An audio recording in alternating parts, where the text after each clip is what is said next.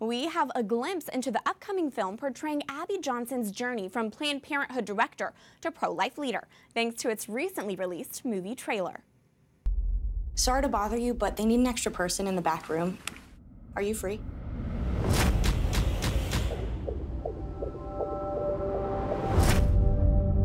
I saw it.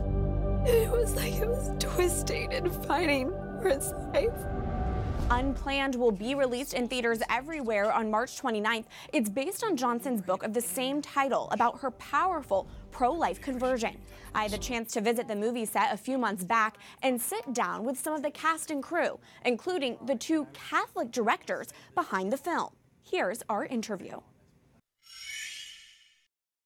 Carrie Solomon and Chuck Konzelman, thanks for speaking with me today. It's great to speak with you both. Thanks for coming all the way here. Oh, I'm happy to be here. So first questions first, how much is this film based on reality? Did you guys have to invent any storylines at all? How true to nature is it? No, we interviewed Abby, read her book, got the rights for her book, and we wanted to do the truth. We believe that truth is powerful, and we didn't want to take sides. We just wanted to do the book and to obviously tell the truth. Now, the truth is painful sometimes to certain people, but we did do that. We didn't invent anything. The only thing we manipulated a little bit was time, because it happened over an 8-year period, so you have to speed it up to put it into 2 hours. Right. But so, you know, you jump here, you jump there, that kind of thing. But it's all true. Now, this subject matter is a heavy one, and it's dark. So how do you take this heavy and dark subject matter of abortion? And it's more of an inspirational film, right? So how do you do that? Well, first of all, we had the spirit. The Lord called us to do this. It's not something that we basically said, hey, let's go make an abortion movie tomorrow. Right. And so when you have the spirit pushing you, guiding you, showing you certain things, you know, some of our favorite scenes never made the movie. The Lord said, drop them. And he gave us other scenes to put in their place. And you both are devout Catholics. We are devout Catholics. How does that play into filmmaking? You know, if you're a devout Catholic, it's through your very pores. I mean, everything, you know, you've got your... Storytelling is all about conflict. Conflict at its root is always about sin. The issue is always sin in every story. It's just how it manifests itself. And you know, the Blessed Mother has said that she's going to end abortion. You know, we walk beneath her banner. We carry her banner into battle. So, you know, when the Lord called us to do this, he said, gird yourself, pick up your shield, pick up your sword. As the filmmakers, what kind of pushback are you expecting from Planned Parenthood? And how are you preparing for that? We'll be in court for the next 5 years. Well, you know, look, the reality is you make decisions in your life, you know, the same way the apostles did, same way the disciples did, same way every true Christian has to make a decision.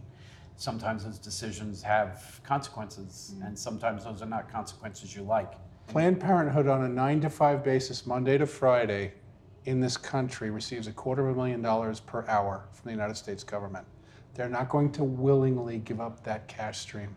They're not going to not bring every legal resource they have to bear. That if they can swing it, they'd like to have us in jail. If not, they'd like to ruin us and the project financially. They will try to prevent distribution. They'll try everything that they can try. But I will say this, though. We have prayed on this because in our fear, the Lord has spoken to us and he said, I need you to put on your helmet. I need you to pick up your shield and your sword. I need you to take the field of battle, but I will win the victory. And I prayed for my family and I prayed for us and I prayed for everything. And the Lord has said to us, do not be afraid. This is for my glory. Walk forward in faith. And so if you truly are a believer, if you're a devout believer, you know that when the Lord says that as bad as it's going to get, he's going to be there. Now, it's going to get bad. It's going to get crazy bad. But that's where he goes. That's when he does what he does. There's going to be tremendous argument. The left is going to go crazy because this is their sacrament. Look, you know, inside every Planned Parenthood facility, at the deepest, darkest part, there's a place called the POC room. They call it products of conception, but the slang in-house in this facility is pieces of children. That's where the aborted remains, which have been ripped apart by suction abortions or friction abortions, are carefully washed and reassembled in Petri dishes so that they can make sure there's been nothing left inside the patient. And at the end of Saturday morning in Abby's facility, there'll be 40 Petri dishes with 40 forms to be filled out by the doctor, okay? There'll be 40 aborted children there. That has to stop. It has to stop, and someone has to stop it. And a story is the most powerful way of doing that. We can't relate to anything unless it's in a story. That's why God told us a story and put it in a book.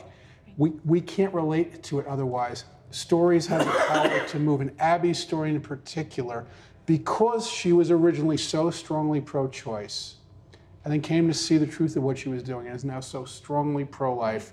It's a journey the audience can go on with her and hopefully come to the same conclusion that she has. For more information on Unplanned, go to unplannedfilm.com.